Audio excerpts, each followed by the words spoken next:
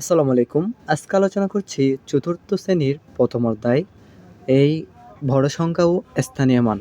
অর্থাৎ আমরা এখন ষষ্ঠ পৃষ্ঠার মধ্যে আছি। ষষ্ঠ পৃষ্ঠার দেখানো বিষয়গুলো আমরা বোঝার চেষ্টা করব।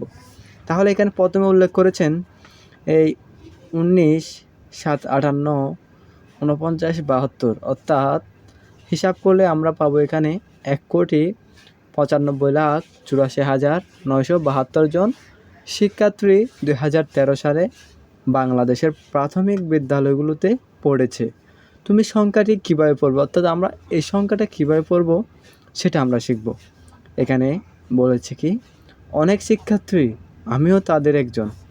এবার মনে হচ্ছে আমাদের আরও একটি স্থান প্রয়োজন। আমরা এই নতুন স্থানের জন্য কোটি ব্যবহার করব। অর্থাৎ আমাদের এই বিষয়টা খুবই জানা জরুরি যে 1 কোটি সমান হলো 10 নিযুত। 1 কোটি সমান কি? 1 কোটি সমান হলো 10 নিযুত।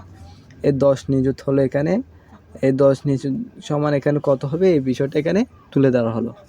তাহলে এরপরে যে বিষয়টা হচ্ছে সেটা হচ্ছে আমরা এই সংখ্যাটা অনুযায়ী একক, দশক, শতক, হাজার, অযুত, লক্ষ, নিযুত পর্যন্ত আমরা পেয়েছিলাম, কিন্তু আমাদের কোটি এটা নতুন একটা স্থানের নাম, সেজন্য এটা হচ্ছে এই নতুন একটা স্থানের নাম হচ্ছে কোটি।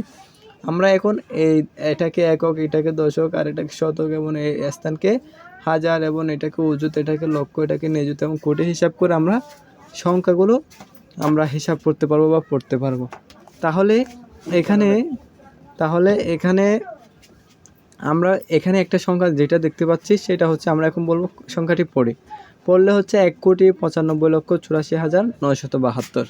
তাহলে এটাকে স্থানীয় মান আকারে লিখলে এখানে 2 একক সমান 2, তারপরে এখানে 7 দশক সমান 70, 9 শতক সমান 900, এরকম সবগুলো আমরা এই স্থানীয় মান আকারে আমরা এখানে মানগুলো বের করতে পারবো, এবং কোনটা কতটুকুর মান কীভাবে লিখতে হবে এই পদ্ধতিটা এখানে স্থানীয় মান আকারে দেওয়া আছে। এখানে যেরকম আছে ঠিক তেমনি এখানে 2টা সংখ্যা দেওয়া আছে। এগুলো আপনারা এটার মতো করে যদি চেষ্টা করেন দেখবেন যে ইনশাল্লাহ পারবেন।